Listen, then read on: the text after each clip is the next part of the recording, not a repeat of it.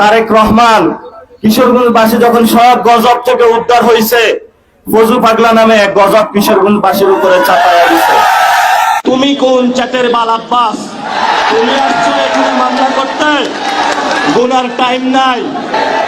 মির্জা ফখরুলের আরো অনেক যদি ফিরিস্তি আমরা বলা শুরু করি, তা আমি কখনোই ভদ্রতার মাপকাঠিতে মির্জা ফখরুলকে রাখবো না। বরাবরই উনি একজন ব্যর্থ, এবং এই ব্যর্থকে অনেকে যারা আলাপ তুলছেন যে ওনাকে হলো রাষ্ট্রপতি হিসেবে দেওয়ার জন্য, আমি বলছি মির্জা ফখরুল রাষ্ট্রপতি কেন, বাংলাদেশে যে মন্ত্রণালয় আছে সেই মন্ত্রণালয়ের যোগ্যতা রাখেন না উনি।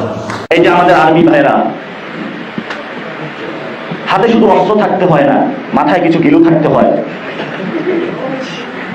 না বুঝে সংবিধান, না বুঝে স্টেট, বিভিন্ন দেশ থেকে গিয়ে একটু ঘুরে ফিরে কিন্তু অস্ত্রের প্রদর্শনী থেকে কিন্তু অস্ত্র নিয়ে আসে, আর নিয়ে আইসা মাথায় গিলু না থাকার কারণে অস্ত্রটা চালাই জনগণের উপরে। এই যে খোকাপুত্র জমিদার, এই যে কি যেন ওনার নাম, ইশরাক, ইশরাক বেয়াদব একটা ইশরাক। এটা শুধু মির্জা আব্বাস না, 300 আসনেই তারেক রহমান এসব গডফাদারদের দিয়েছে।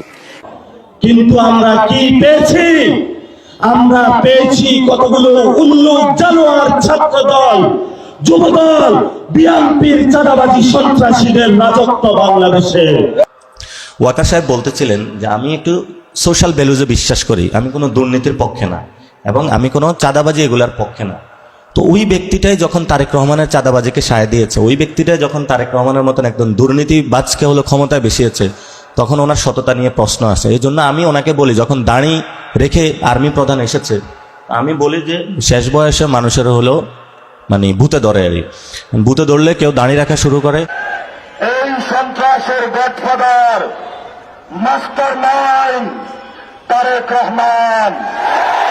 প্রিয় কক্সবাজারবাসী, আগে আওয়ামী লীগের আমলে নারায়ণগঞ্জে বিখ্যাত গডফাদার শামীম ওসমান ছিল।